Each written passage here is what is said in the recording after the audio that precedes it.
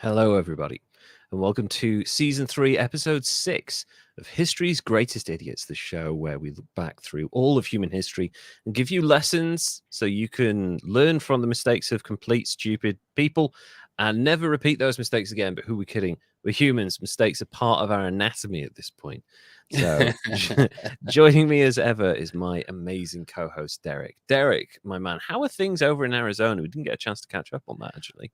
Oh, yeah, we didn't before the show. That's unusual. Right, yeah. Things are great. Good. I mean, yeah, good weather, good people around, and good times. Yeah. I know that you're like, because Arizona has like 2 seasons, and the second season lasts like 4 months, and the rest of the time it's like blazing hot.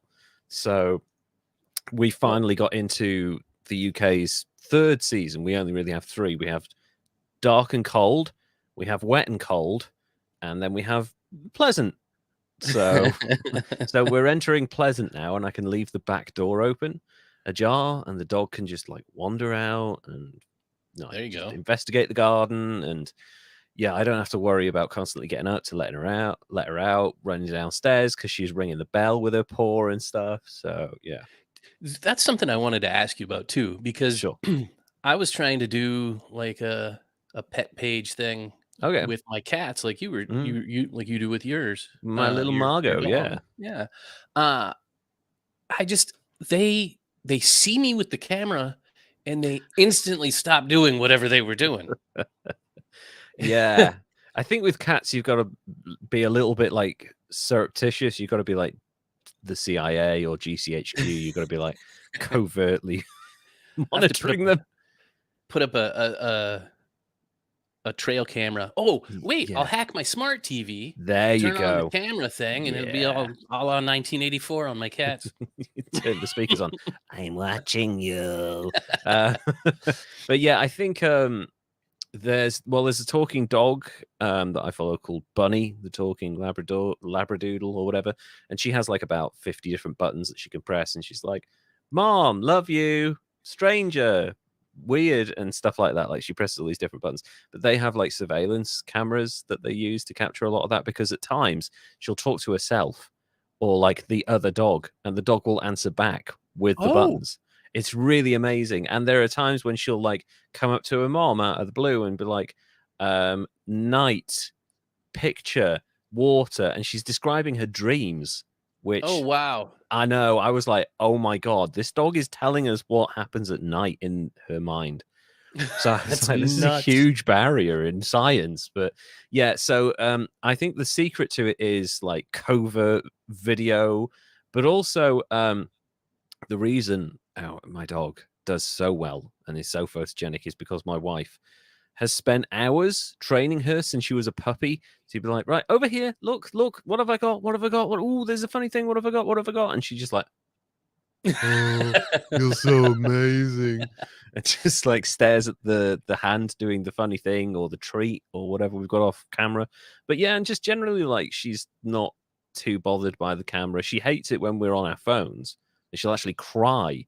She's like, oh, pay attention to me when we're both on our phones. But the rest, yeah, she's just like quite happy to have the camera pointed at her because she knows she's going to get a treat. So if you tie the camera and the activity to reward, then you're incentivizing them to be crazy and funny and trend.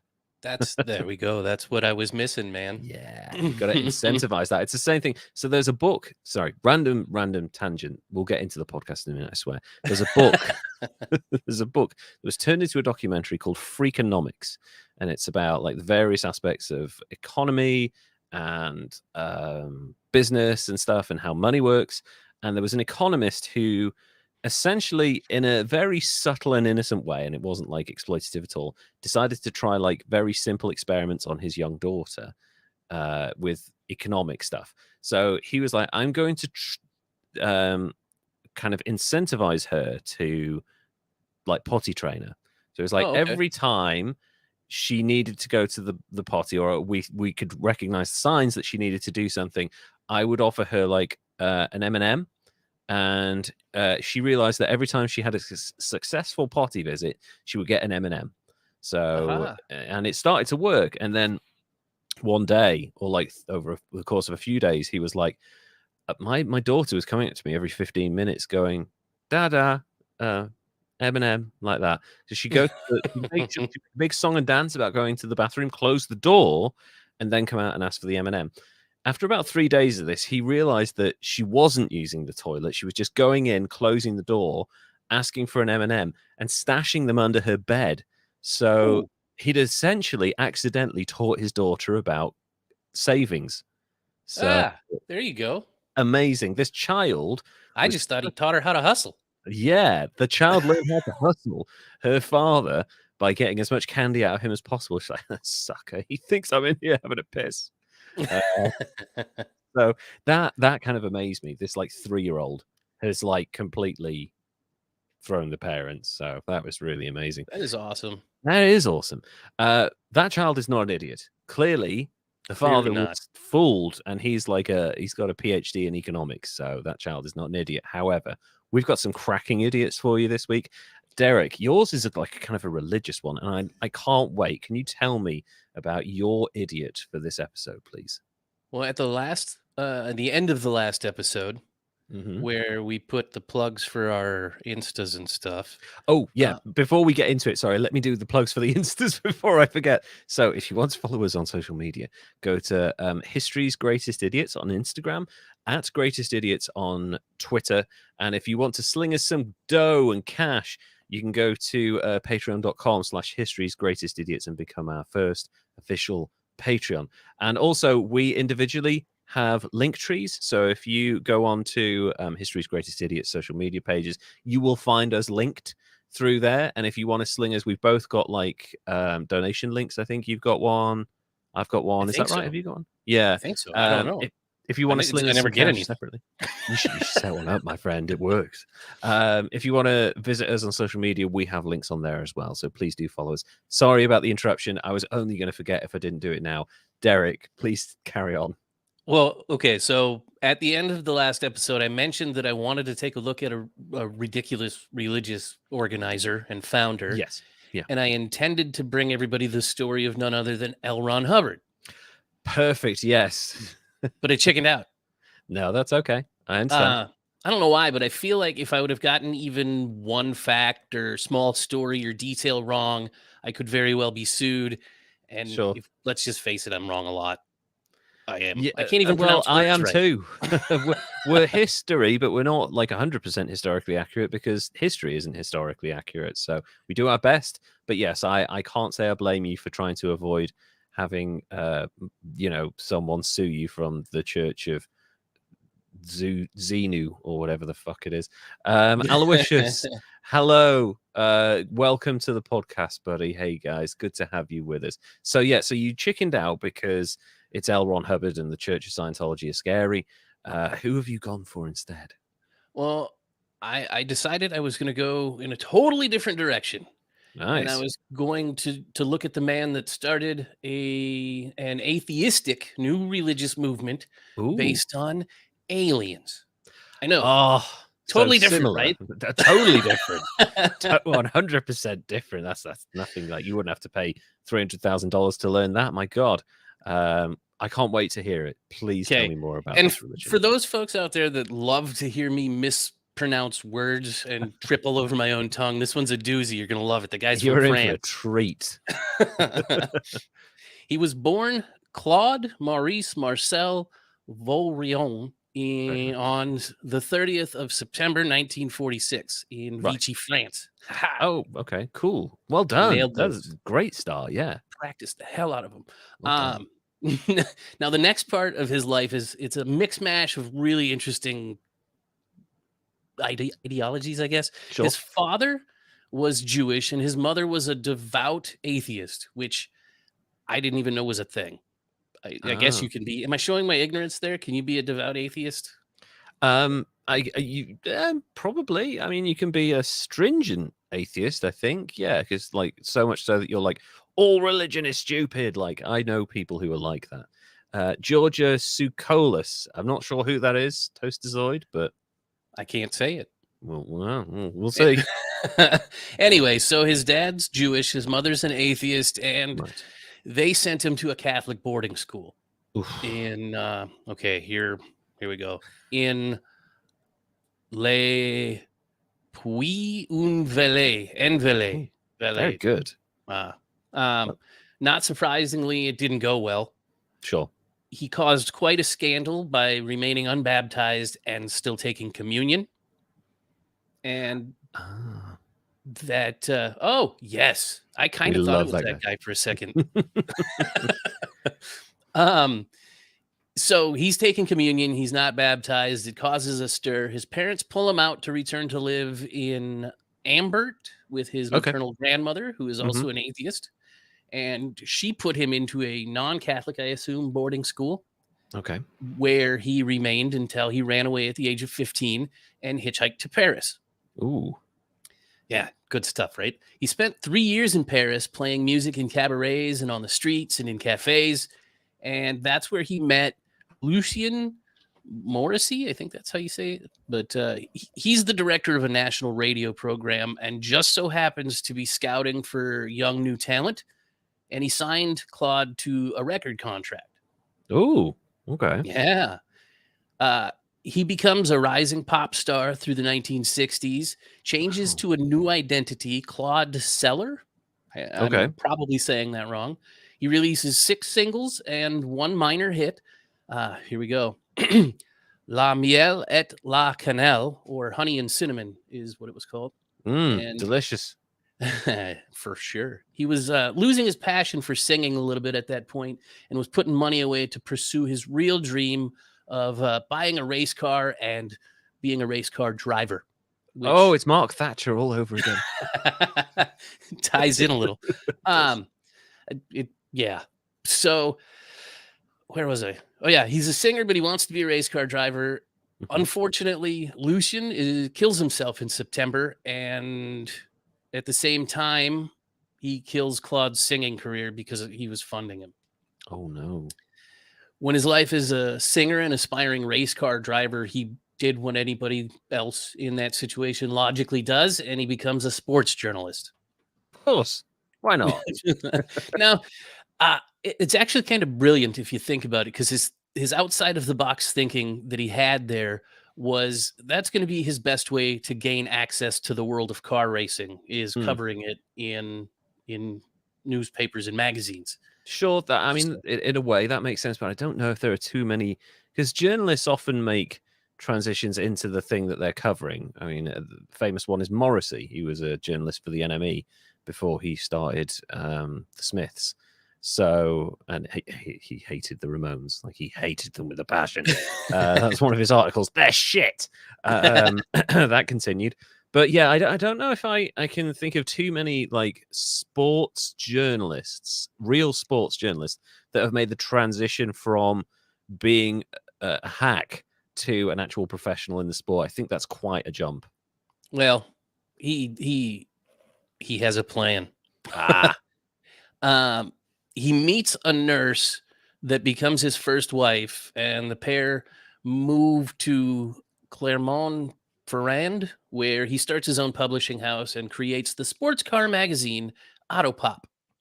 The first issue was released in May of 1971. It was kind of another clever move because he got his way wormed into the car companies by offering testing of new automobiles and reviews in his magazine. which was his in to becoming a race car driver. Which every time I say that, it gets that Primus song, right? Jerry was a race car driver, stuck in my head. So that's another one to add to the playlist for those of you that we turn on to good music. Also, when you said auto pop, the first thing I heard in my head was transform. So flashes of my childhood there. Peter, welcome to the stream, by the way. Hello, Peter. They were talking about Morrissey, and then he became a dick. Yeah. Morrissey's career transition is journalist, musician, arsehole. So, yeah. Well, it's similar here to this guy. Okay. Everything changes in December of 1973, along with his name. He, get this, has an extraterrestrial encounter, allegedly. Okay. Now, I have a number of questions, but I'm sure they'll be outlined soon. It's quite, there's a very David Icke moment for him right now. So, it's good stuff. Yeah, you know who David Icke is, right? I'm sure. David Icke is a conspiracy theorist. He's the guy that came up with the royal family are lizard people. He's the originator of the lizard people bullshit. He was he started out as a footballer. And then, ironically, later on became a journalist. And he was like the host of stuff on the BBC. And then one day he went on Terry Wogan and he was like, I am the son of Christ. I am the son of God. I am Jesus Christ. And they're like, David, are you okay? And ever since then, it's been like, he predicted the end of the world. It didn't happen. So he moved on to the royal family of lizard people that eat children, and they're 8 foot tall, and they've come from this galaxy and everyone. And he's got loads of followers, and he's gone quite mainstream because conspiracy theories have gone mainstream. But he is a fucking lunatic. He's an anti-Semite and a horrible, horrible human being. Anyway, sorry.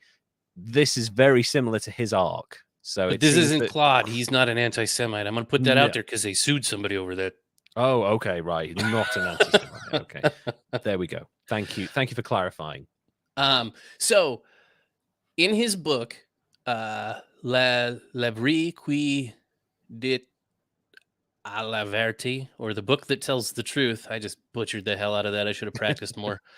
On the 13th of December, which was probably a Friday, 1973, in a secluded area by a French volcanic crater. Aliens and volcanoes. What does that sound like? Yeah, that sounds very familiar. Sounds like the other guy. So Claude's in this volcano, and for some reason, out of the sky comes this craft. It descends gently into the crater near Claude, and out pops this extraterrestrial that says to him in French that he had come for the sole purpose of meeting him, Claude. Yeah. Okay. all the way through interstellar space, and he learned French just to meet this pop star, race car driver, wannabe sports car journalist. Of course. Yeah, forget all of the other famous, important people on the planet. I just want to meet this random person. Okay, I'm sure there's a reason. We'll find out now. He's super important. Super important. Nice. He was the only one that could receive the very important message that he has to now pass on to all of the people Earth. Also, he wants everybody to call him Rockall. Rockall. Okay. Yeah. Okay. What's the message? What does the alien want him to tell us? Well, there's this group of advanced human scientists on another planet, 25,000 years ahead of us in scientific advances. Okay. And they created the dummies down here on Earth using DNA manipulation. The scientists were originally called the Elohim, or those that came from the sky. And according to Claude, Rockall, apparently 40 of the prophets in our history have actually been sent by the Elohim to deliver this message, but it's been distorted by humans due to the different levels of civilization between, the space people and us. Of course, it's Chinese whispers all over again. It's like, one word, and then it gets passed around, and it gets changed, and that's what it is. It feels a lot like Ancient Aliens, though, right?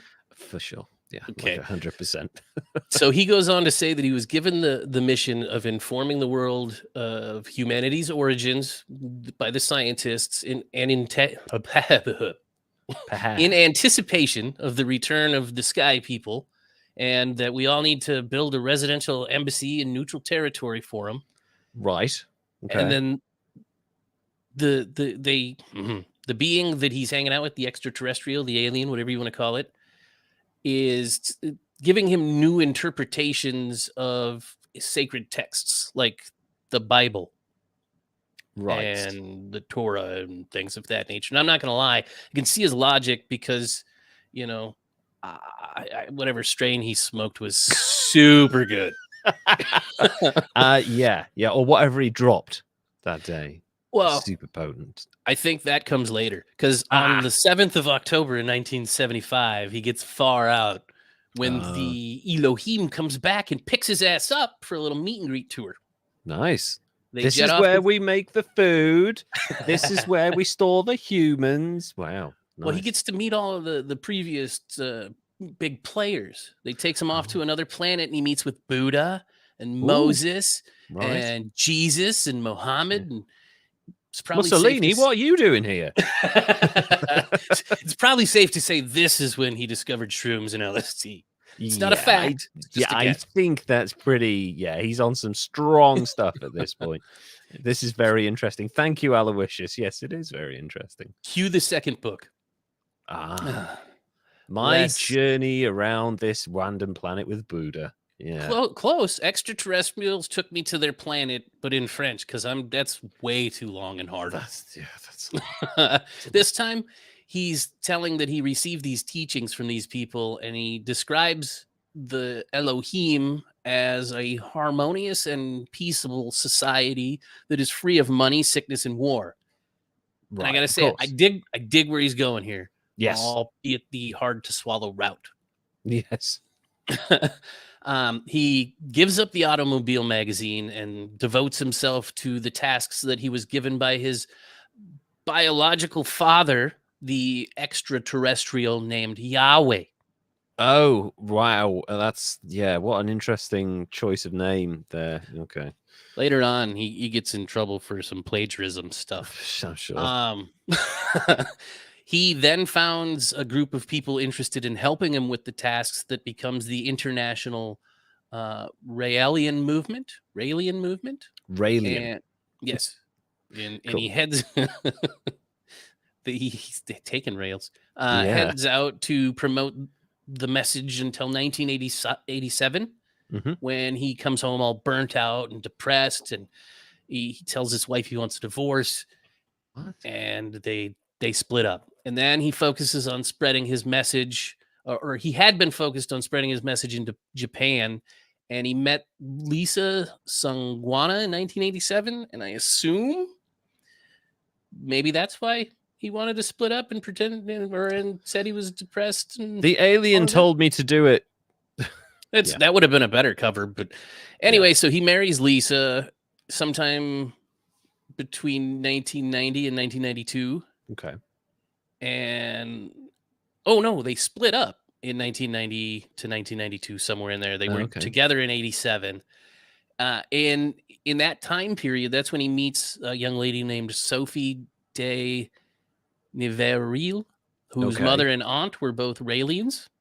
Handy. Very handy. Yeah. They were totally convinced of his messages, and she received the Raelian baptism at 15. When she turned 16, she married Rockall at Montreal City Hall, and off the rails he goes. He's like 50-something at this point, right? He's older. He's older, and she's way too young. Yeah. Also, alien baptism. Raelian. I have a number. Raelian baptism. I apologize. Is that like the Nickelodeon Kids' Choice Awards, where you like pull a lever and then gunk comes down on your slime? I think that's how it goes. I hope so. I want it to be that. And it's the gunk from ID4 when they split the thing open. Gross. Amazing. Yeah. But yeah, it's all sounding okay. So he's just happened, and she's 16. And he's in his 50s, and this is not going great, but I'm sure things will only get better from here. Sure. In 1991, he sues a French journalist for defamation and loses. He's ordered to pay court costs, and the judgment remains uncollected, which is why I'm comfortable with covering him and not that other guy. Sure, right. So he's still got money outstanding, and yeah, he's probably not going to sue. He's still alive, I take it.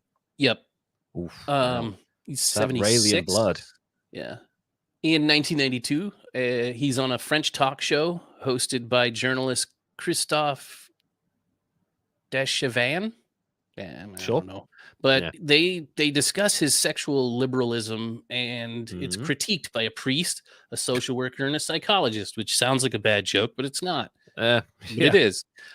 So according to former Raelian member, his wife and children were held prisoners, and Rael was trying to break up his family. He thought his wife and kids were being forced into activities like orgies and sacrifices involving children. All happening at Rael's sensual meditation camps. Okay. And that, of course, leads to trouble, and there's some bad stuff that happens when they're grilling him over that.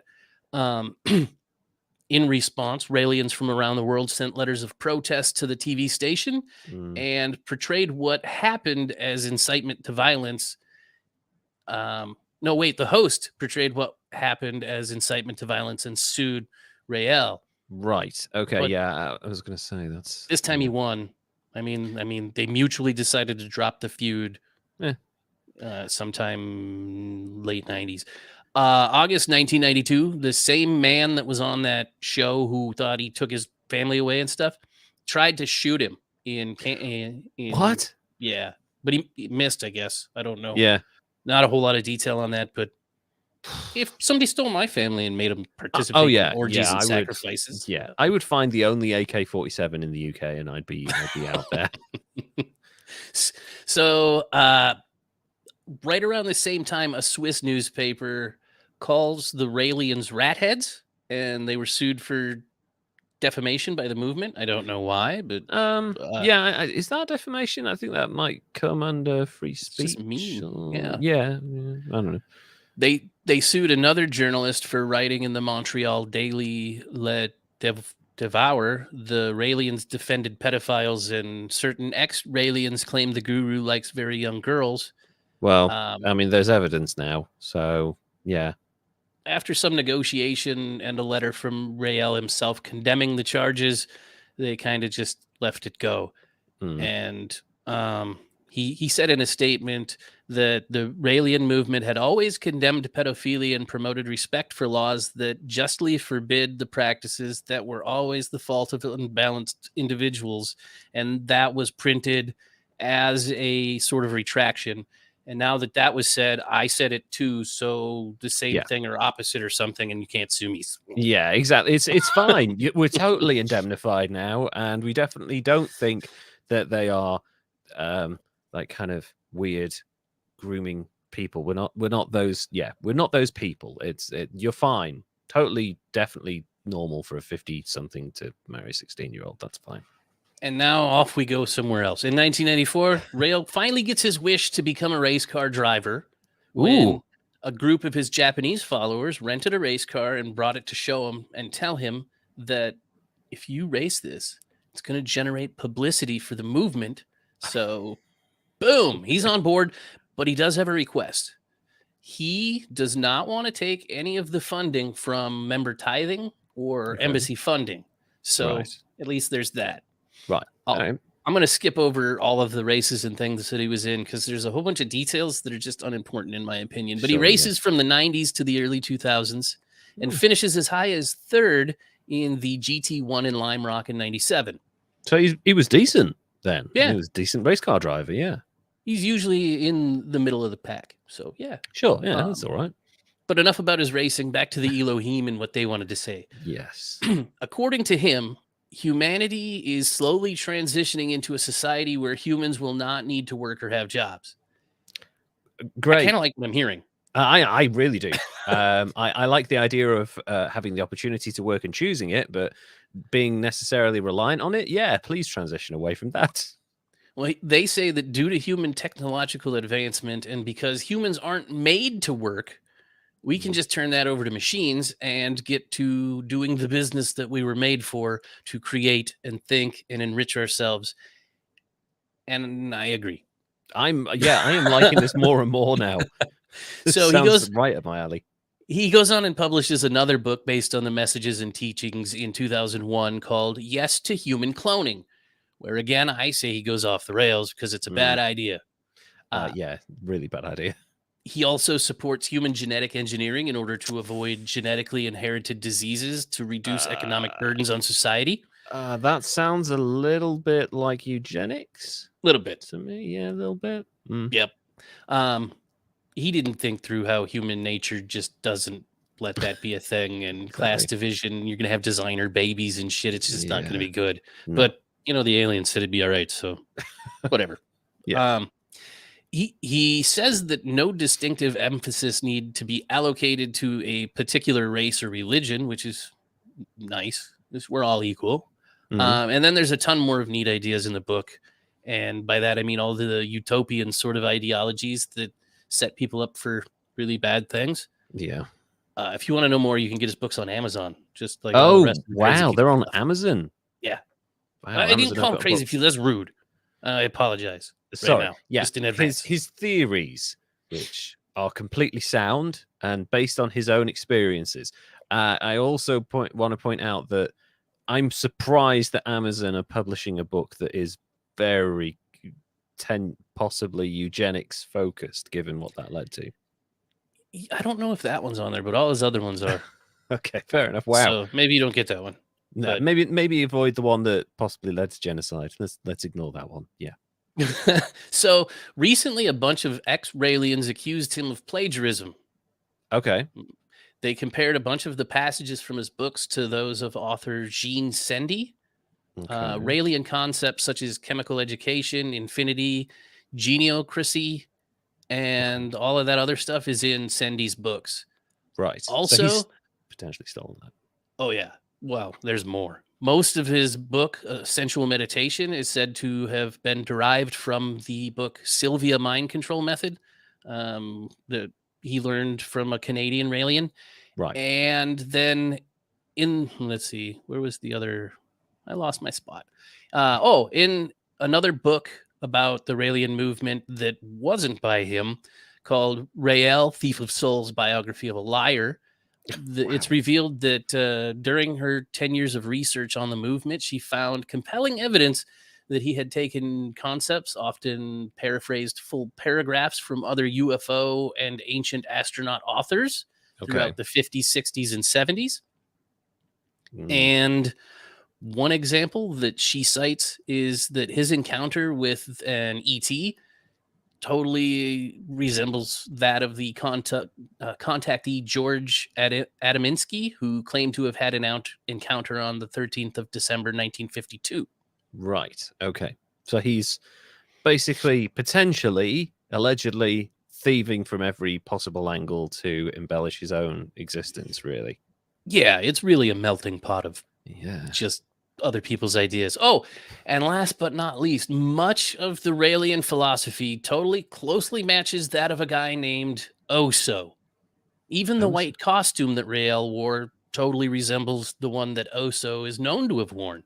And if that name sounds familiar, Oso is one of the many names of the dude I covered in episode 2 of this season, aka Bhagwan Shri Rajneesh. Yes, the Rajneeshi movement. Okay. Yes.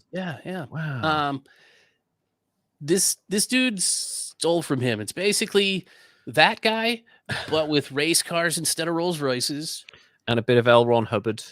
Yeah, a little dash of aliens, and then take away the biological attack by his underlings. And I'm saying that the biological attack of the salmonella thing was his underlings because, as you know, we had a bit of attention. Caught a lot of heat for that one. Yeah, it definitely wasn't him. He was a completely innocent old man who had nothing to do with the actions of his thousands of followers who worshipped him. So let's just put that out there. Definitely nothing tying him to that. Although, opportunity and all that. That's really interesting that this guy has stolen from all these different sources, because it kind of goes along with the business idea of it's not about the idea, it's about the execution. But at the same time, a lot of these things have been executed better in different places. So maybe it's just he's like a store brand everybody else. Yeah, basically. Well, hopefully this doesn't get me in trouble with the UFO cult, as they're called.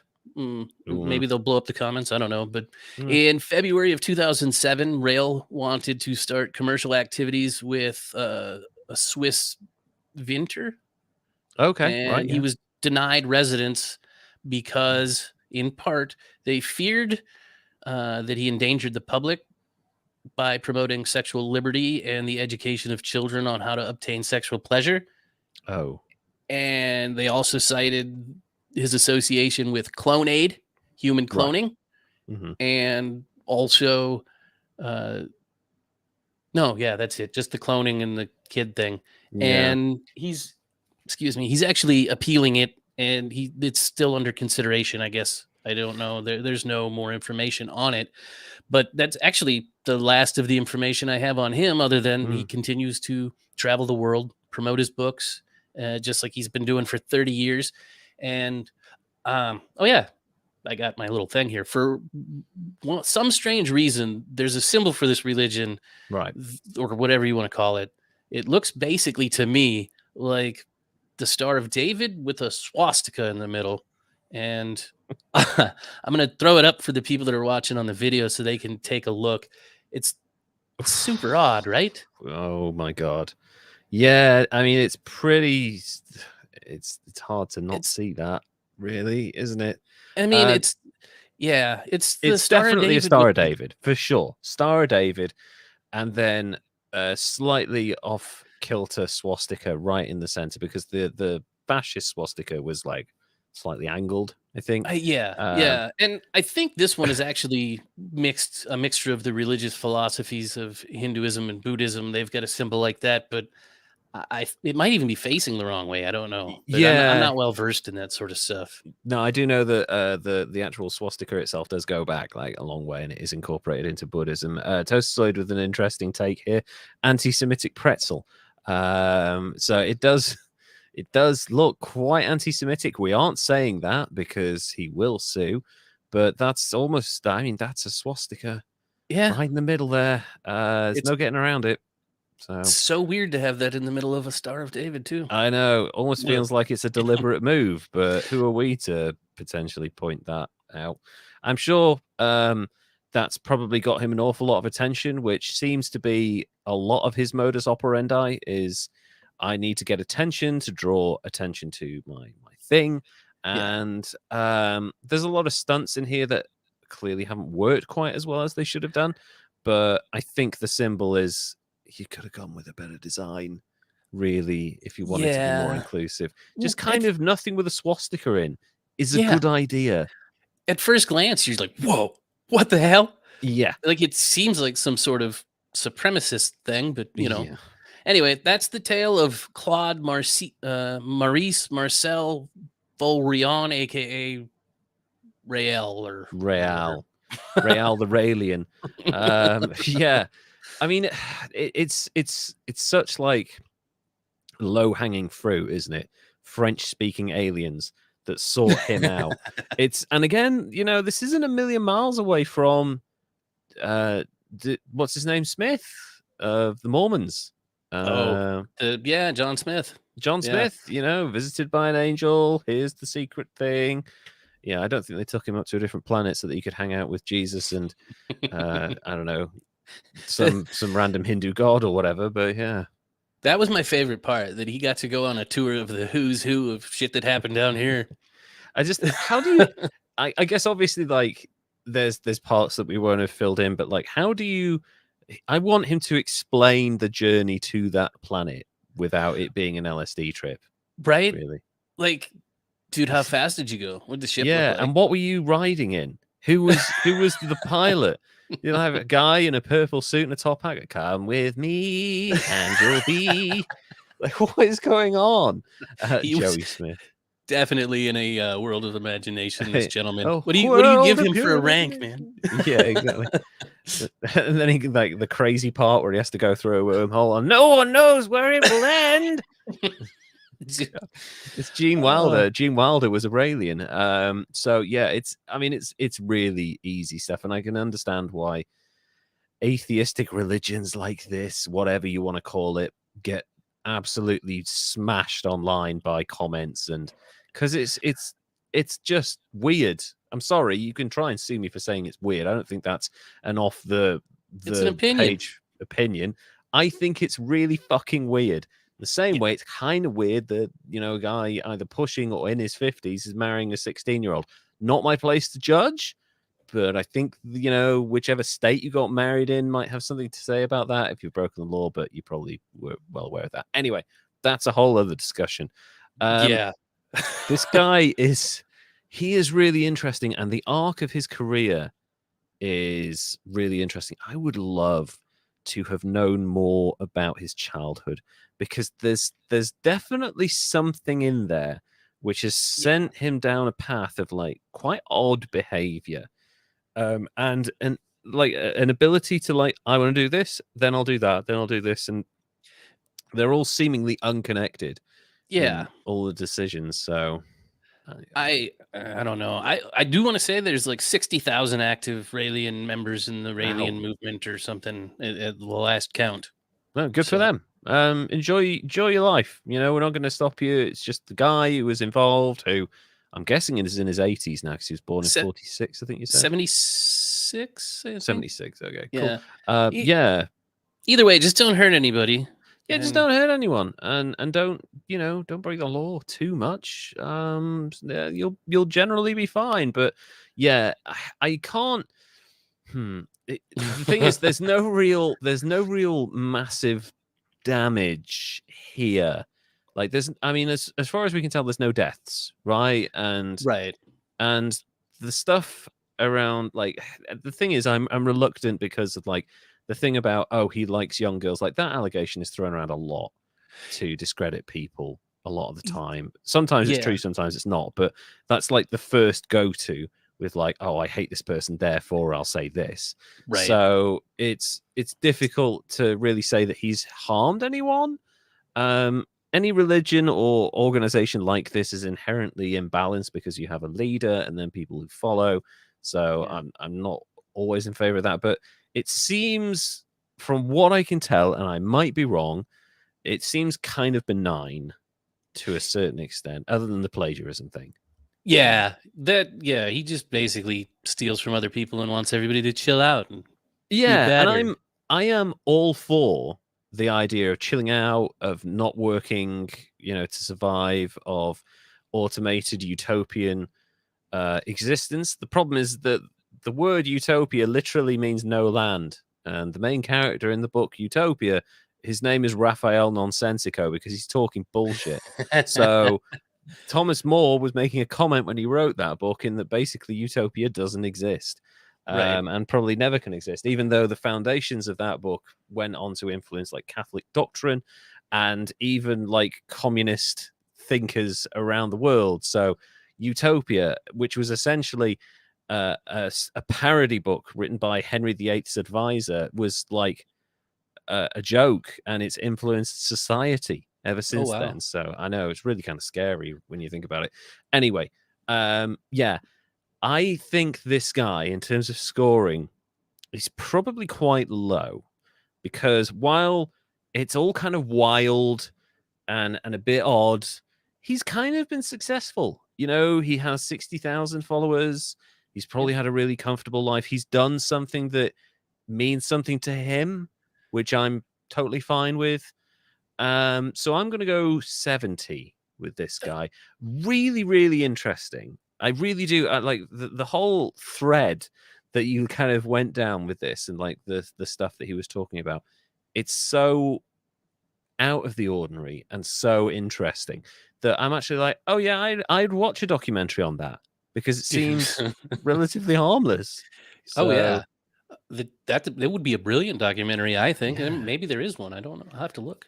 For sure. And like the very fact that, you know, he's been accused of plagiarism, and the basis of his religion is very similar to Scientology, is interesting in itself. So I can't believe they didn't sue him. I know. Maybe it was a case of like, we don't want to make headlines going up against another slightly odd organization. Maybe they just wanted to like take on the mainstream. They didn't want to be seen as like, hey, look, two weird things are fighting each other. You know, you don't want to be involved in that. That's kind of odd.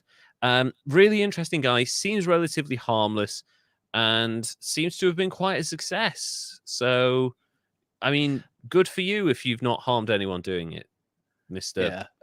French kind of alien speaker person.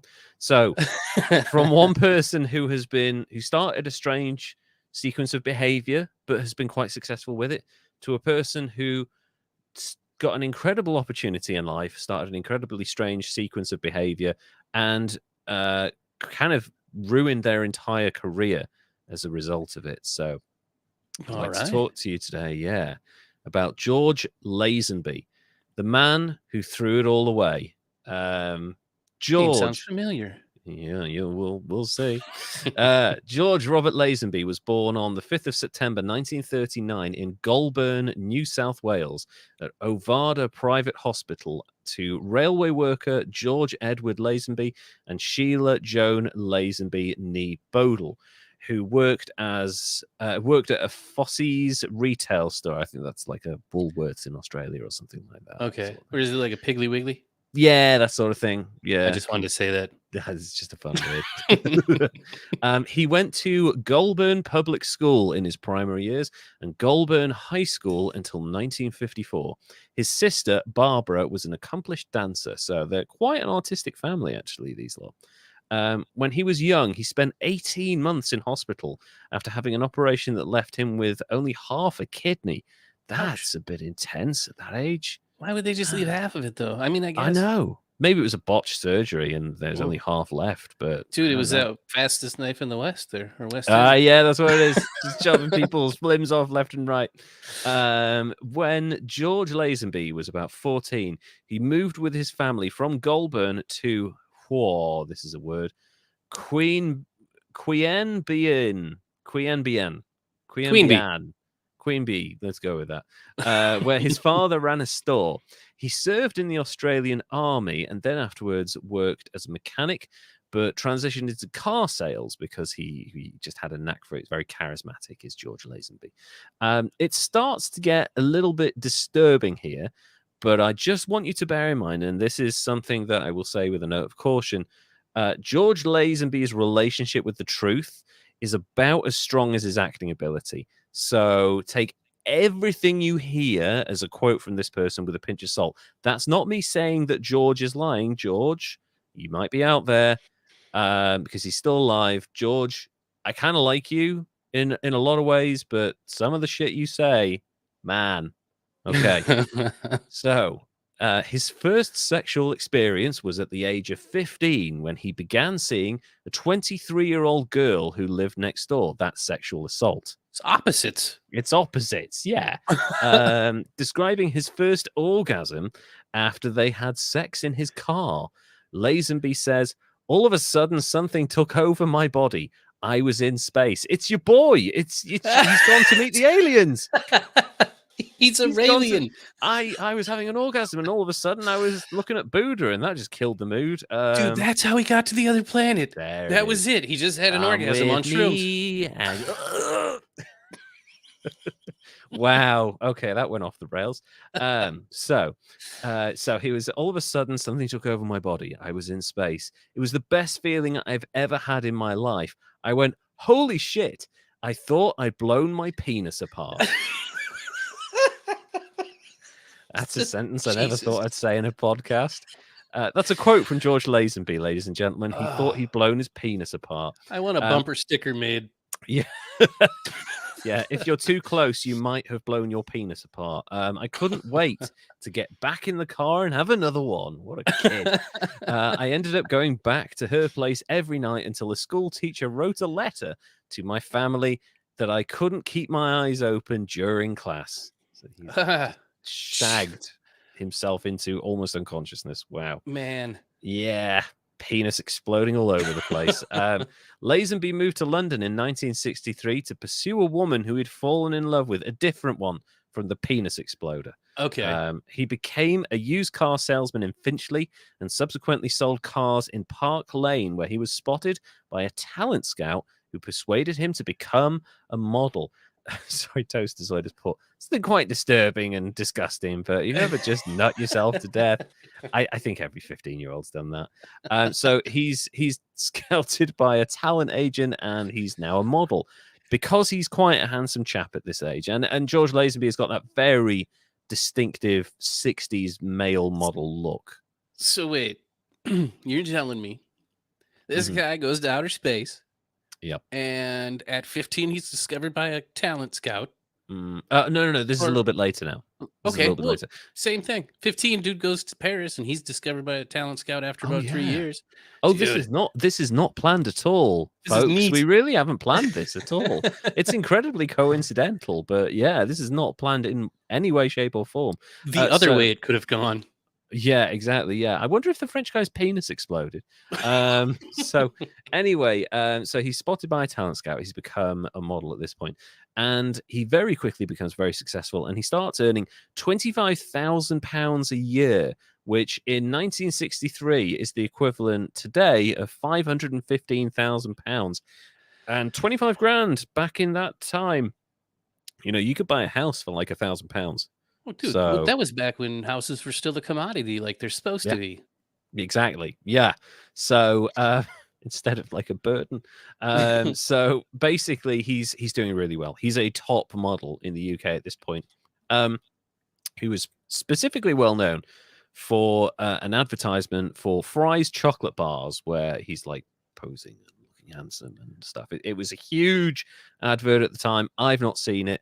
But in 1966, he was voted top model of the year. The man is on an absolute roll, and he's not finished yet. He could have stuck at modeling and done really well for like 10, 20 years and just retired incredibly wealthy in like a really nice part of London. But he wanted more. He wanted the world. And in 1968, after Sean Connery had left the role of James Bond, producer Albert R. Broccoli met Lazenby for the first time while they were getting their haircut at the same barber shop. So, yeah, no coincidence there. Hey, Maze Man, welcome to the podcast. So he's gone into the barber shop. Are you Cubby Broccoli? Yes, I am. Would you like to be the next James Bond? That's my Cubby Broccoli impression. It's the same as my Robert Maxwell impression and my Alfred Hitchcock. Broccoli later saw him in the big Fry commercial and felt he could possibly be a very good Bond, on which basis he invited him to do a screen test. Lazenby dressed for the part by sporting several sartorial Bond elements, such as a Rolex Submariner wristwatch and a Savile Row suit, which had been ordered but not collected by Sean Connery himself. Oh, that's really smart right there. That's what Richard Nixon should have sounded like. This isn't a fucking dog and pony show. No.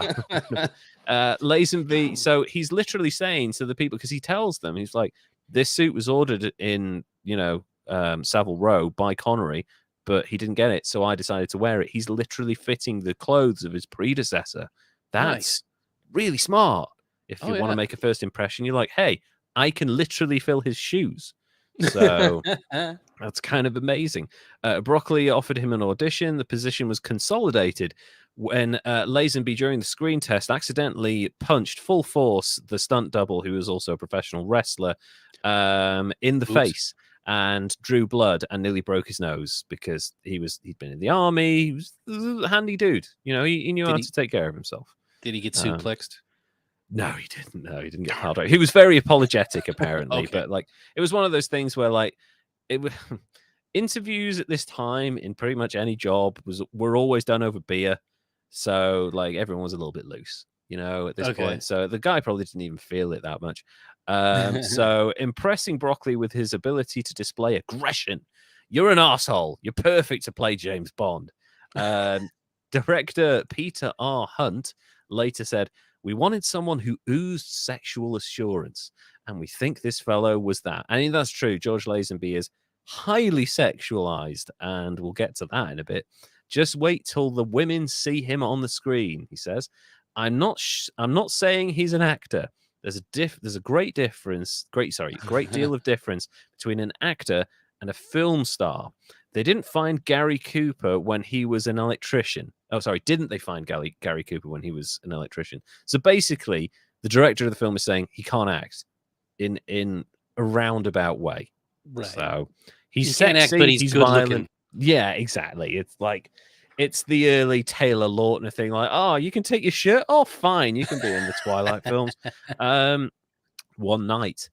This gets so weird. And I don't believe this. One night, a man came to Lazenby's hotel room with a woman and told him that she wanted to have sex with him. Lazenby obliged, because of course he did. He's a fucking horn dog. As the man sat in the corner reading a newspaper. Just reading a paper. Lazenby says in Becoming Bond that he told him, "Aren't you going to join in?" Which is an odd question. I thought he was going to. I thought he was going second. I thought he was a bloody pervert. Well, George, you suggested it, so it's on you, that one. That was in your head. Yeah, it was you were the one that was thinking this was like a train or something. As the man and the woman left Lazenby's room, the man said, "The studio thought you were gay, and you're not." I'm not buying this. I think this is like one of those things where he's making up bullshit to like. Okay. That he's implying that they sent a guy around with a woman to just make sure he wasn't gay, so that there wasn't going to be a scandal. I don't buy it. Okay, I see. I get it now. Yeah, Kirby Broccoli has arranged for George Lazenby to get laid so that he can just make sure he's not gay. Anyway, Broccoli was not 100% sure because he still met with a few other actors, including Terence Stamp, very young Terence Stamp, to do the role. Oh. Also, yeah, a bunch of other actors. Roger Moore was also considered at this time, but he was tied down to The Saint, which was a very popular TV show back in the day and was later made into a film with, what's his name? Val Kilmer as the Saints. Yeah, that's right. That's right. Yeah, and a bunch of other people. Apparently, a young Timothy Dalton was considered. He would later go on to be Bond, but I would have been like a child at this point. Anyway, Broccoli had met Terence Stamp, but he was interested in rising star Oliver Reed. Here's the callback. Yeah. But decided his public image was already too distinct to be James Bond. That's a way of saying he gets pissed too often. Exactly. We can't have him. So, I've just got an email from UPS. Confirmation needed. That's spam. Future Bond star. Yeah, here we go. Future Bond star Timothy Dalton was asked to audition after his appearance in The Lion in the Winter, but considered himself too young as he was 25 years old and did not want to succeed Connery as Bond. In an interview in 1987, when he was playing Bond in The Living Daylights, Dalton said, "I was 24, 25 then. I had a good career then as a young man in films, The Lion in the Winter, and Mr. Broccoli kindly asked me if I was interested.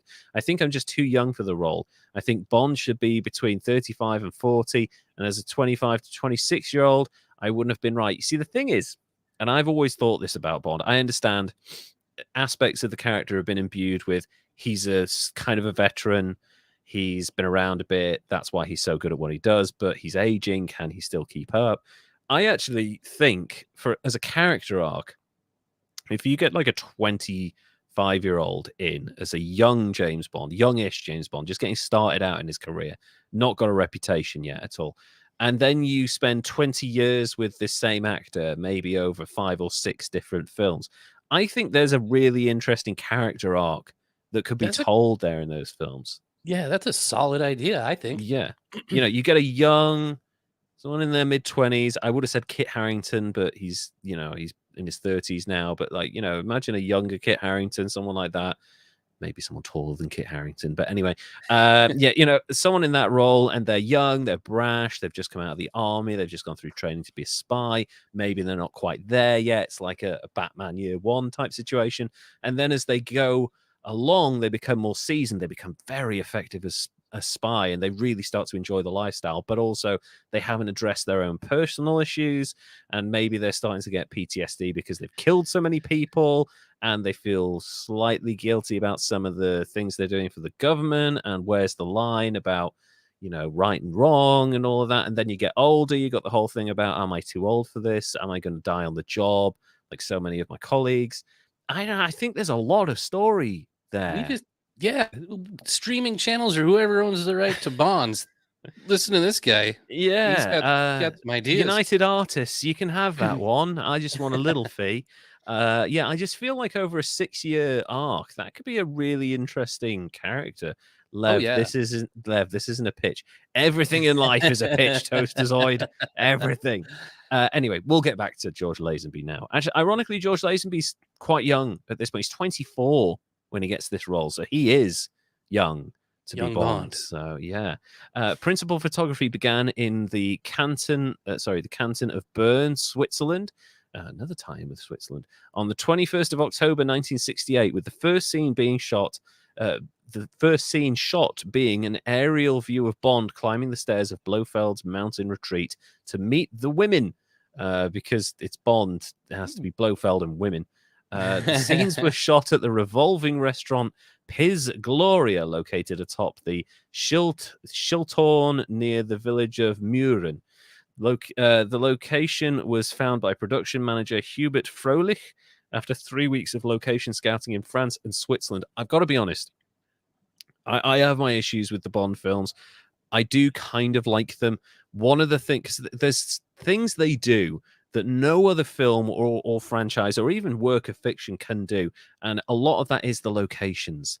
The locations in some of these Bond films are so distinct and so interesting that it kind of enhances the film. It becomes, some of the Bond locations become characters in themselves, like John Williams's music, is another character. So see, I need to start watching the Bond films. I haven't watched any of them ever. The closest I've gotten to a 007 film is Austin Powers, and I watched all of those. Yeah, but it's interesting, having not consumed Bond and watched Austin Powers, I'm sure you would have still gotten some of the references. Yeah. So that's weird. Interesting. Yeah. It just pervades culture because they've been around for 50 years. So 70 years at this point. So I would suggest, if you are going to start with Bond films, because the first few, like the first 3 or 4 Bond films, there's very little in the way of gadgetry. It's all very actual spycraft and sleuth, and because what's his name, Ian Fleming, was still involved with them at this point.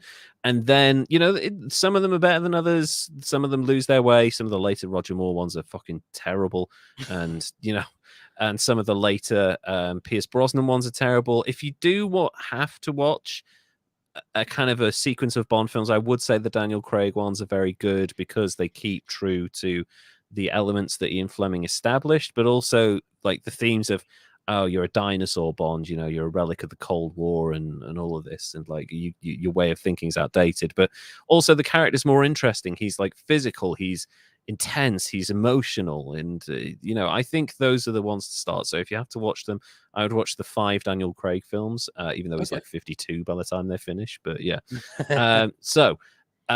they've started the filming. Also, they needed to cast people. So for his love interest, the Bond girl, for Tracy Draco, the producers wanted an established actress opposite Nymphite, as they call it, Lazenby, which is like he's a sexy man. Bridget Bardot was invited, but after she signed to appear in Sherlocko opposite Sean Connery, the deal fell through. Then they contacted Dame, before she was a Dame, Diana Rigg, who was already a hugely popular heroine as Emma Peel in The Avengers, which was not Marvel's Avengers, the original Avengers, which was really popular TV show, also made into a terrible film, also with Sean Connery in, randomly. But yeah, Diana Rigg back in the day, man, she was sexy. And anyone watching her recently, the most recent thing, the 2 things she's known for most recently, she was in an episode of Extras, which was a Ricky Gervais show. She's in an episode with Daniel Radcliffe, and he's like showing off to Ricky Gervais that he has a condom. And he's like, "Oh look, I've got a Johnny." He flicks it, and it lands on Dame Diana Rigg's head like this, and she's just sitting there like, he's, "Can I have my Johnny back?"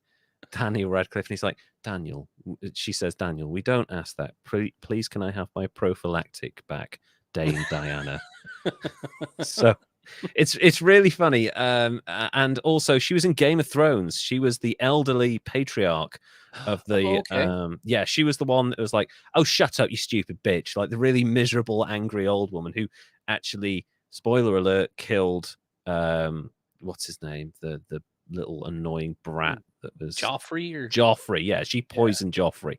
So yeah, she's awesome in that show, and she's got some of the most incredible retorts you'll ever hear in your life.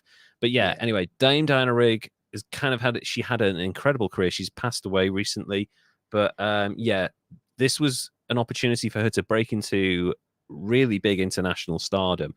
Didn't work out, and we'll get to the reasons why. The reason she said she accepted the role was because she wanted to be in an epic film. And the director and Maibaum, who's a casting director, admired Donald Pleasence's performance as Blofeld and wanted to recast him. Unfortunately, it didn't quite work out with scheduling stuff. Maibaum originally wrote this role. He's the writer of the film as well. Wrote the role of Blofeld for Max von Sydow, which would have been really interesting as well. Coincidentally, Max von Sydow would later play Blofeld in the non-Eon Bond film, Never Say Never Again, which is like an unofficial Bond film. Okay. That's a whole thing. So eventually they were like, screw it. We'll get Telly Savalas. We'll get, okay. What's his name? Yeah. Is that not Kojak? Is that who Telly Savalas was? Yeah. Who Loves You, Baby? Yeah. Yeah. Kojak. Find it. Yeah, there it is. Yeah. Bald old Telly Savalas. I mean, it works because he was bald, but you've gone from Donald Pleasance, who's like this 5'6" kind of, hello, Mr. Bond. He's like very British, very menacing. He's got a massive scar. And then you've got this like confident, bigger American guy. It's like it's quite a contrast. But anyway, Telly Savalas was ultimately cast following suggestions from Broccoli. Not a good choice, I'm afraid, but you know, there he is. That's Telly Savalas. Who Hates You, Baby? I shot him 6 times. So my let's see. Hunt's neighbor, George Baker, was offered the part of Sir Hilary Bray. Baker's voice was also used when Lazenby was impersonating Bray, as Hunt considered Lazenby's imitation of a British person thoroughly unconvincing, which is great flattery for someone who's playing James Bond. Gabriel Fazzetti was cast as Draco, the father of Dame Diana Rigg, after the producers saw him in We Still Kill the Old Way. But Fazzetti's heavy Italian accent was also led to his voice being redubbed by English actor David DeKeyser for the final cut. Hey, stop trying to have sex with my beautiful daughter. That wouldn't have worked. No, that doesn't work.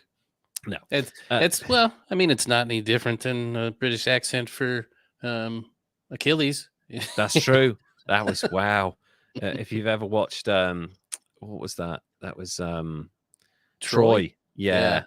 I mean, it's hello, I'm British. Pretend I'm not Brad Pitt. Yeah. Ironically, Brad Pitt's accents sometimes are really good. When he was in what was the Guy Ritchie film he did where he played an Irish traveler? Snatch. Oh my god, his performance in that. You like Dags? He's so good in that film. Oh, it's such a brilliant performance. I am a British person from Toasterzoid. So yeah, Lazenby said he experienced difficulties during the shoot. That's putting it mildly. Not receiving any coaching despite his lack of acting experience. I'm sorry, but it's your fucking job to get trained, you idiot. You went out of your way to get this part, and now you're like, well, nobody's helping me. Well, like, yeah, take some fucking lessons. Do the work. You know? Yeah. Anyway, the director Hunt refused to refused to address him directly, only through his assistants. To be like, can you tell this fucking Australian model that he needs to do this? Lazenby claimed that Hunt would also ask the rest of the crew to keep their distance from Lazenby, as Peter thought the more alone I was, the better I would be as James Bond. I mean, I don't buy that. I feel like there's probably other reasons that the crew stayed away from him, but we'll get into that. Okay. Allegedly, there are also personality conflicts with Dame Diana Rigg, who was already an established star.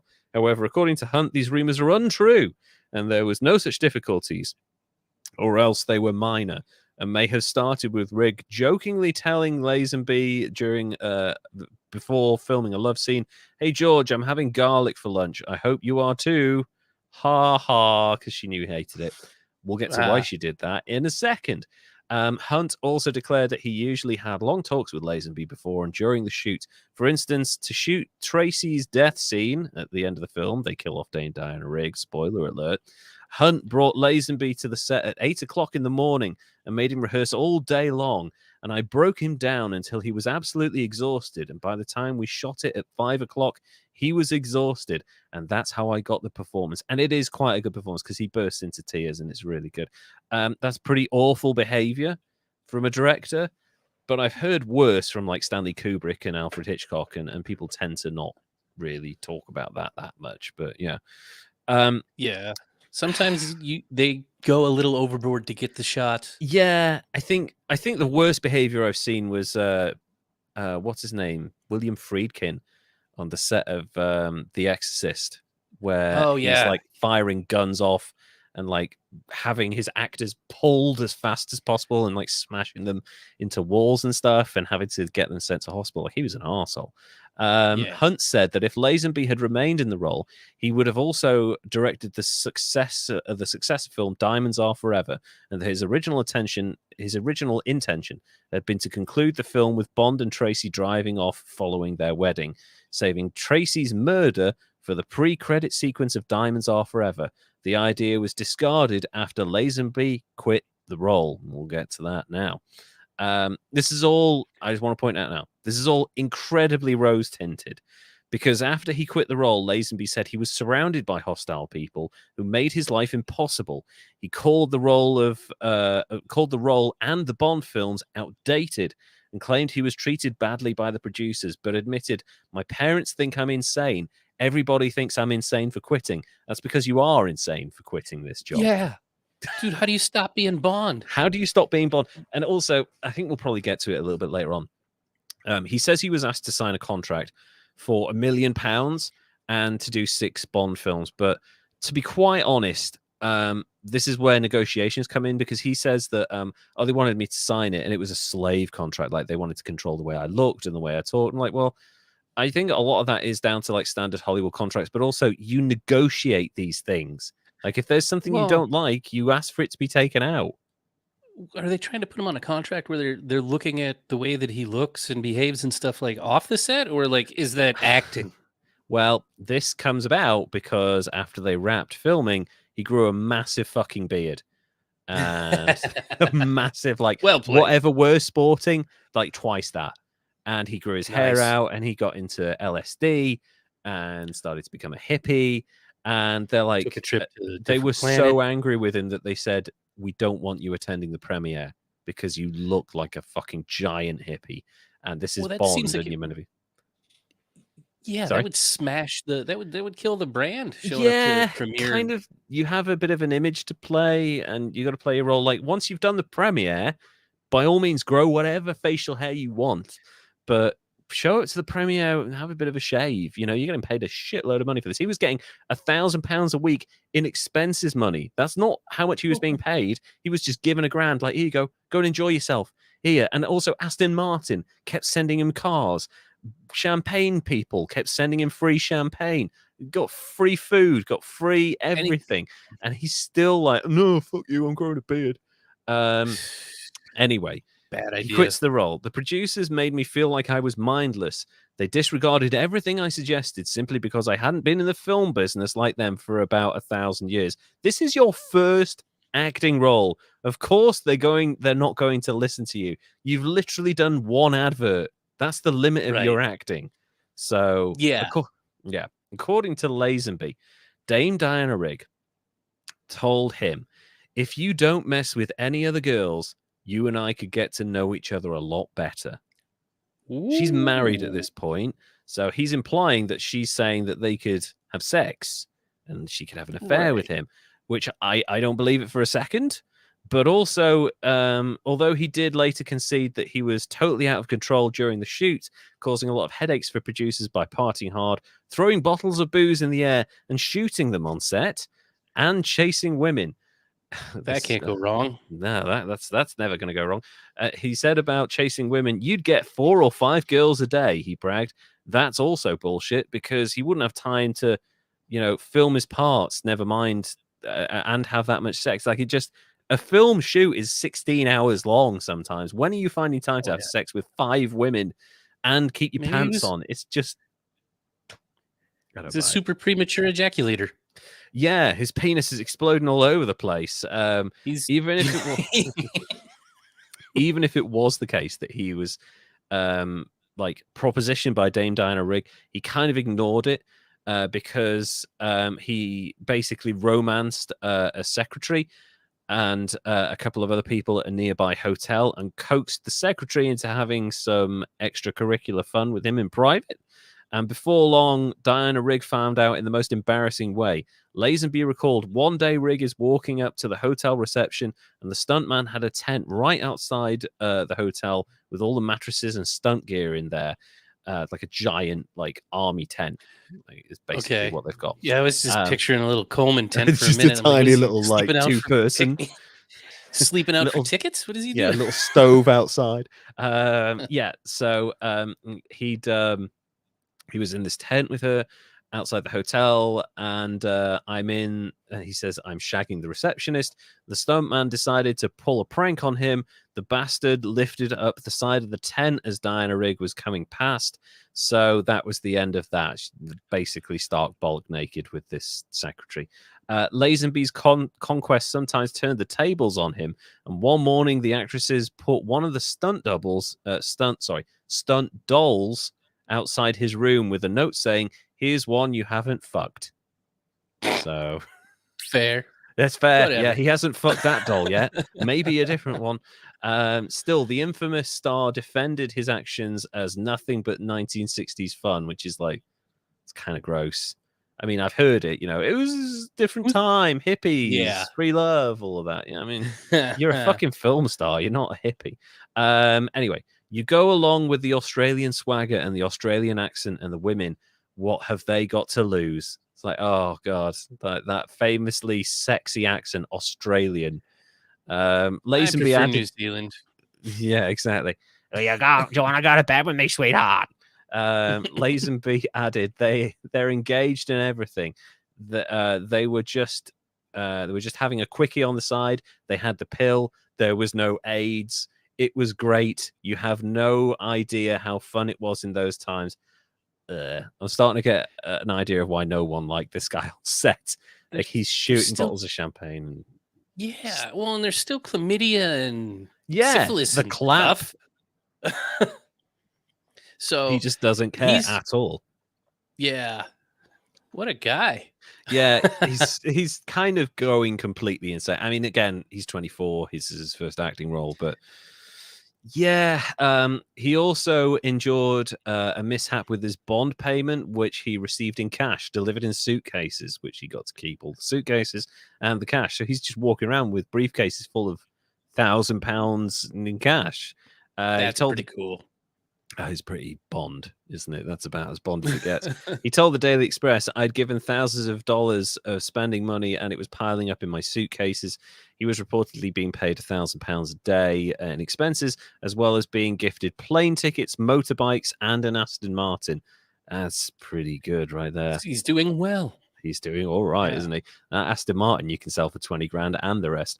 But once the actor playing Blofeld, his on-screen nemesis Telly Savalas, caught wind of his mountains of cash, he decided to take advantage of this idiot. Lazenby said, Telly saw the suitcase one day and asked, want to play poker? Well, I've never played poker and started losing. That'll happen. Yeah. And goes on here. He lost a lot of cash and eventually one of the Bond bosses had to step in and save him. Harry Saltzman put a stop to it and told Telly, leave my boy alone, he recalled. Don't you dare take this idiot away from me. He's putting my kids through college at this point. So he's pissing off his co-stars and telling and having to be bailed out by the producers. This is not going well. No. He's screwing up all over. It's not a good look, really. Dame Diana Rigg wasn't impressed when he quit either, saying, I truly don't know what's happening in George's mind, so I can only speak of my reaction. I think it's pretty foolish. I think if he can bear to do an apprenticeship, which everybody in this business has to do, then he should do it quietly with humility. Everybody has to do it. So basically, she's saying you're paying your dues in your first film, which is true. You know, you look at an ideal example is Chris Evans, who was paid $700,000 for the first Captain America film. That's not a lot. Yeah, but with the understanding that that would like essentially triple every time he played Captain America. So the next film he gets like $2.5 million. The next film he gets $7 million. Next film after that he gets whatever, you know. And by the end of like the last Avengers film, he's getting like $25 million. So you're paying your dues in your first film to establish yourself in a sequence that's going to earn you a considerable amount of money that will be life-changing for you and your descendants. For sure. Got to pay your dues in pretty much everything you do, man. And you know, I'm all for helping people and you know, helping people get that first rung on the ladder, because I never really got that from anyone, especially in the media industry. But there is a certain point at which you have to prove yourself and say, thank you for the faith that you have shown in me. Here is my way of repaying it with this incredible performance, or with this with show, you know, putting out good work. And that's what he did, right? Oh, yeah, that's right. Yeah, that's right. She described Lazenby as paranoid and having inexcusable and crude behavior. I mean, that's an understatement. In the letter she wrote, I'm tired of reading these paranoid statements to the press wherein you were solely surrounded by hostile people. I agree that by the end of the film, most of the crew were hostile, but only because of your extreme behavior. That I can believe. He's shooting champagne bottles and stuff. Well, it's kind of like if everyone else is the asshole, you're probably the asshole. Exactly. That's literally it in this case. Why? And this is, she goes on like she has, as the kids say, she has receipts. Why else would your dresser threaten to hand in his notice? Why else would 3 chauffeurs leave you within a week? Fuck me, what is he doing?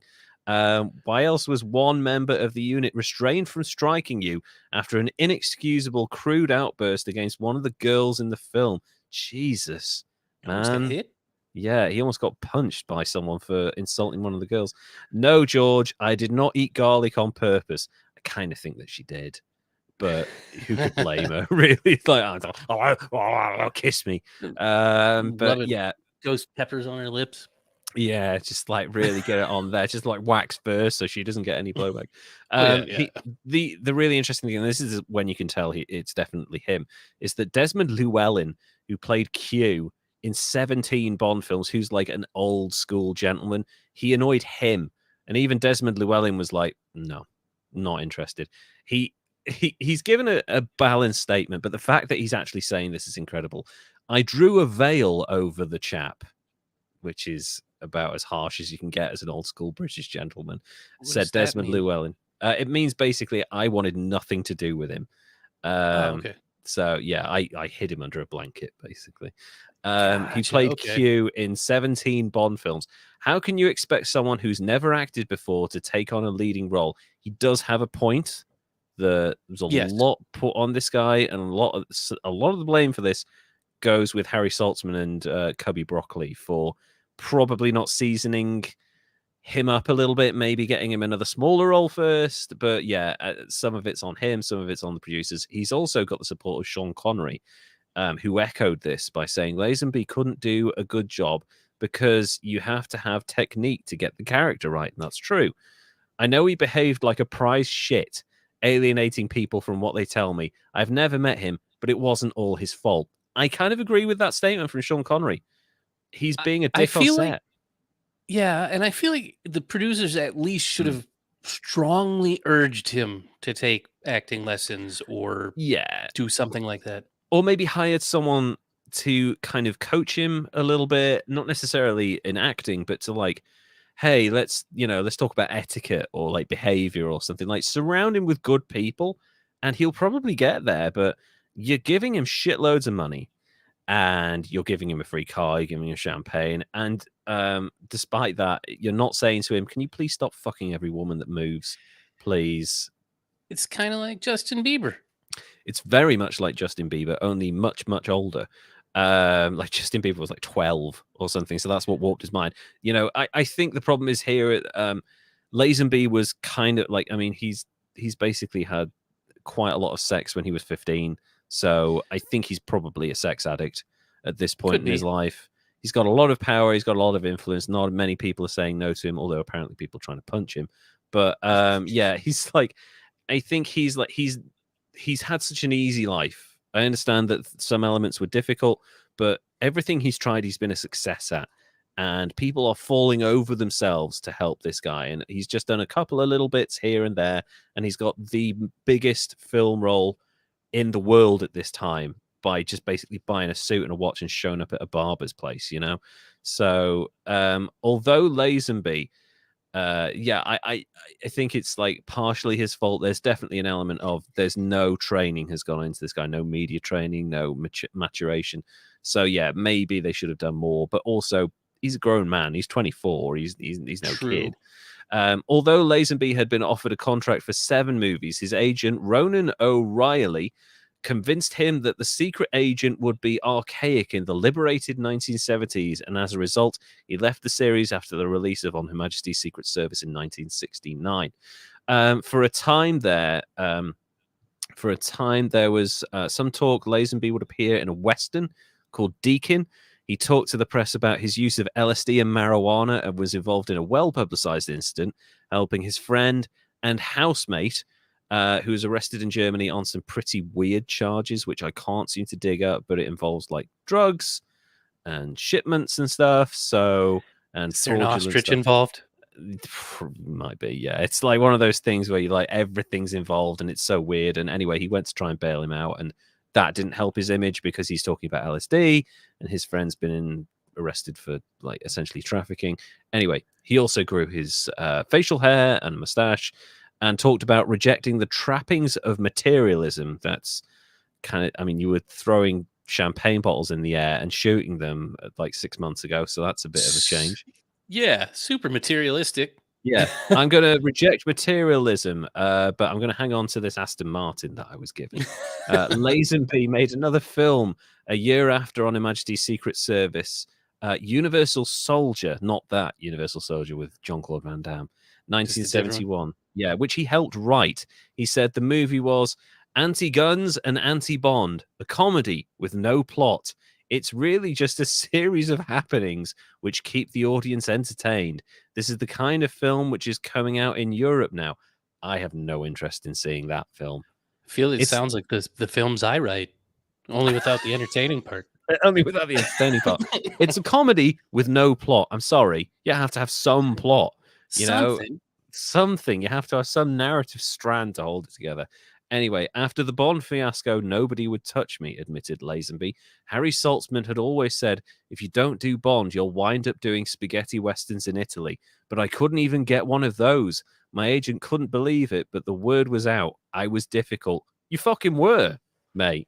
Dude, could you imagine, though, with him in, like, No Use for a Name or My Name is Nobody? That'd have been good.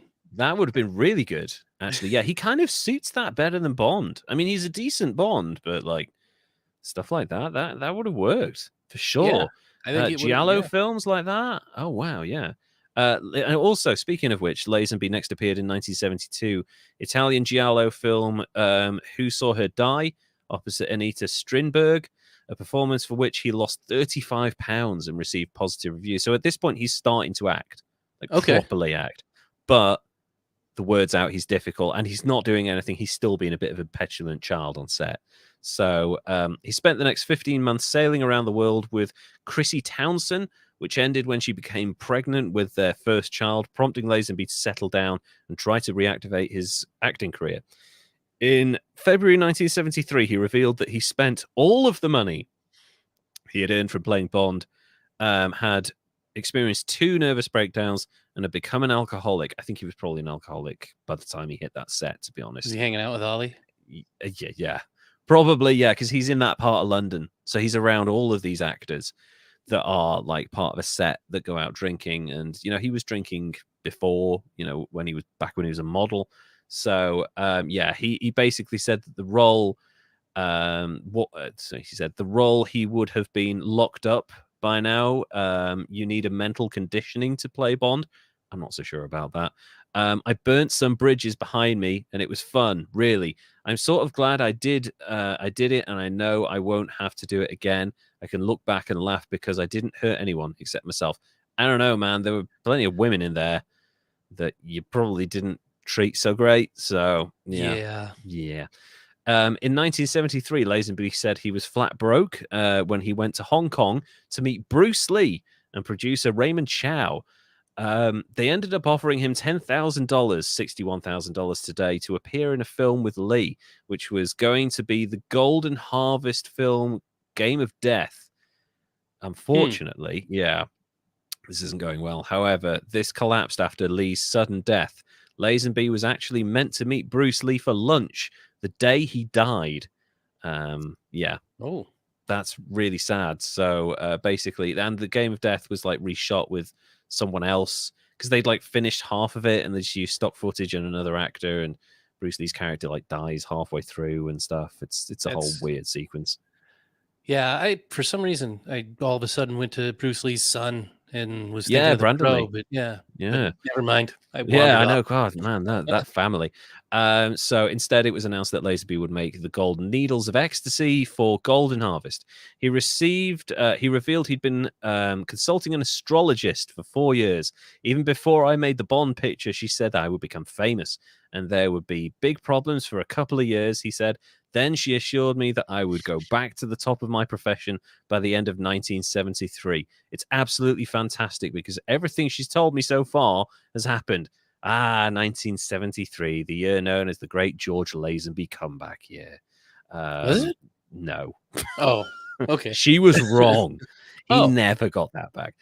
In the end, Lazenby did not make the Golden Needles, but shot 3 other films for Golden Harvest called Stoner, aka The Shrine of Ultimate Bliss, The Man from Hong Kong, also known as The Dragonflies, and A Queen's Ransom. Never heard of any of them. I feel like that Stoner one, it would have worked out real well with him being a hippie. Yeah.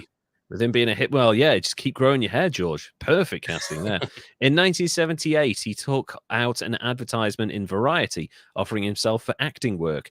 If I could get a TV series or a good movie, I swear I'd do it for nothing, he told journalists. Don't fucking say that, you idiot. You need the money. Yeah. People ask me if the Bond movie wasn't worth it, wasn't worth it if it got me into acting. It's true that it got me in, but it wasn't worth the 10 years it cost me.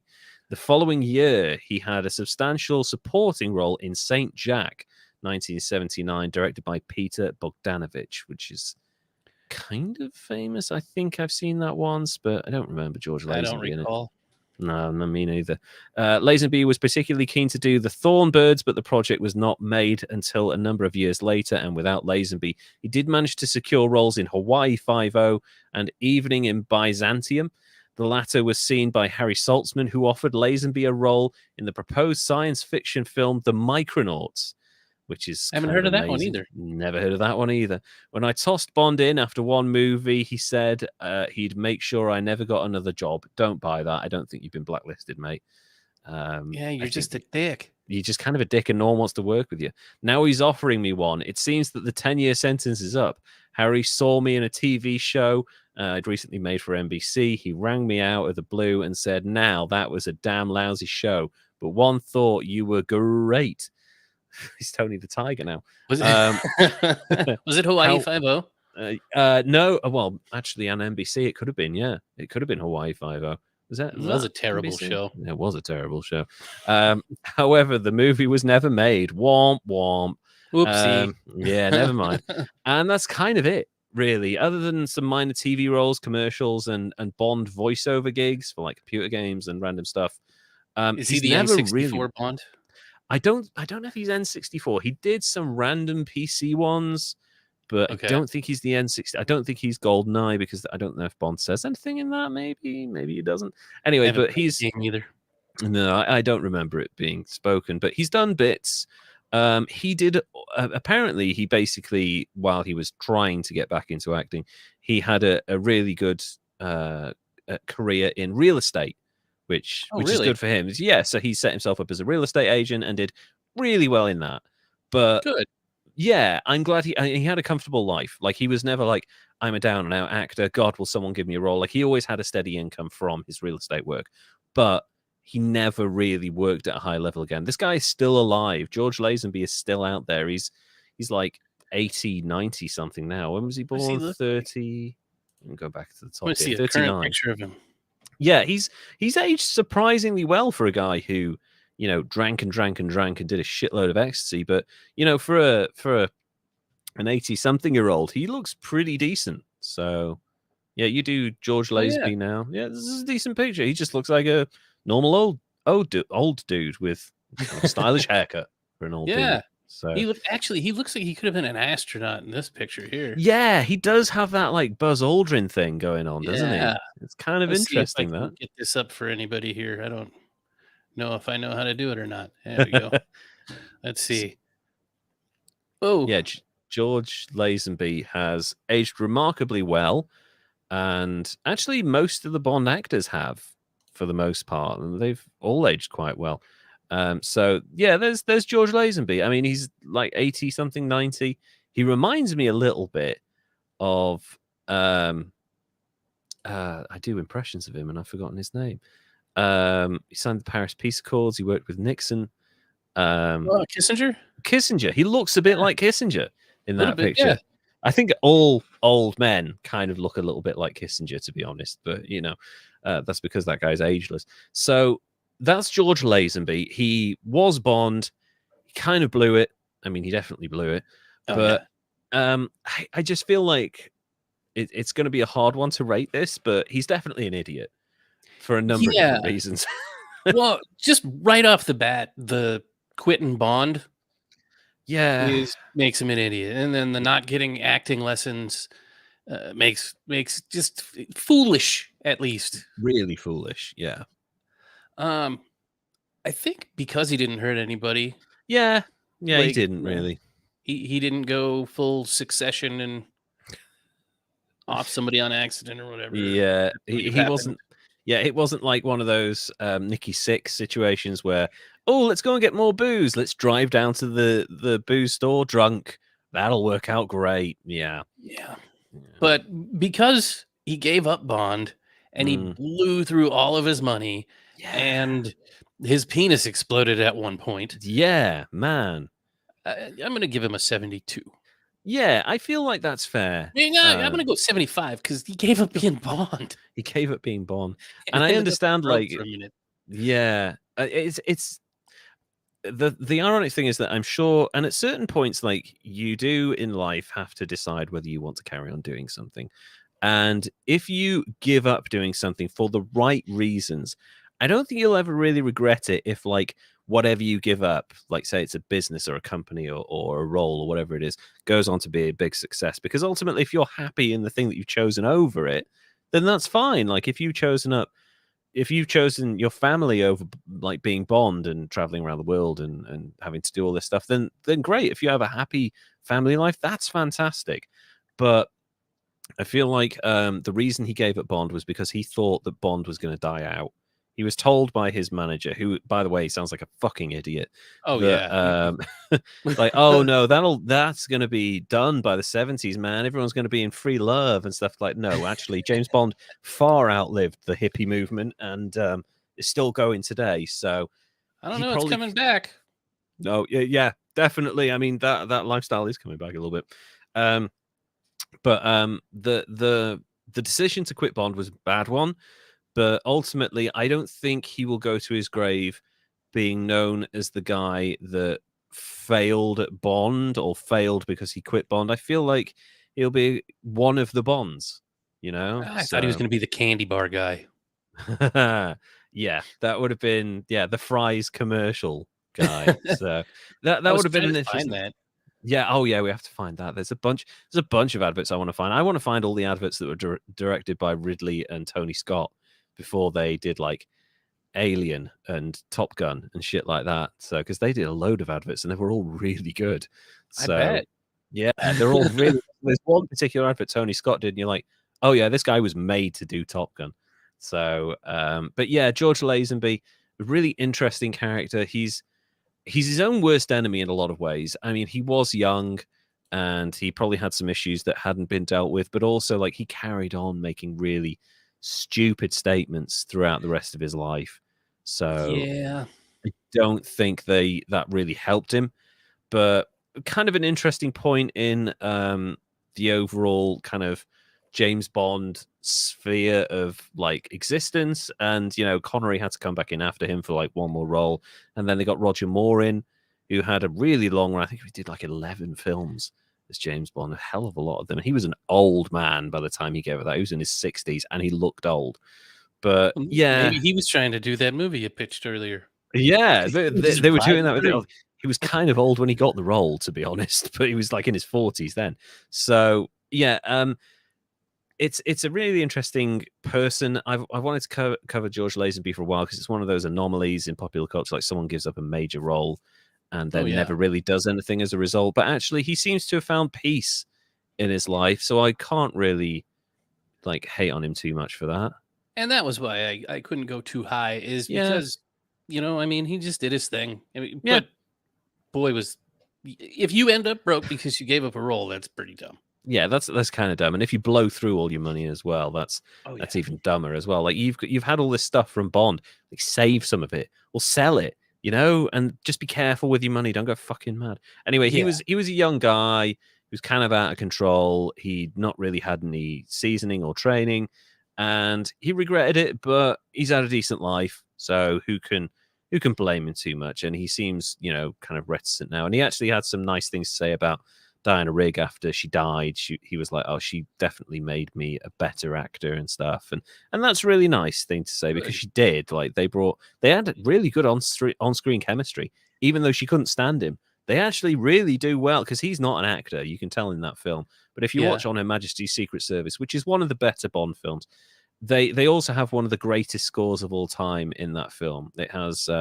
We Have All the Time in the World, was written by Louis Armstrong for that role, for that film, with John Barry, who was the guy who came up with the Bond theme and stuff. I did not know that. Yeah, that was for that specific James Bond film, and it's wonderful. And the kind of the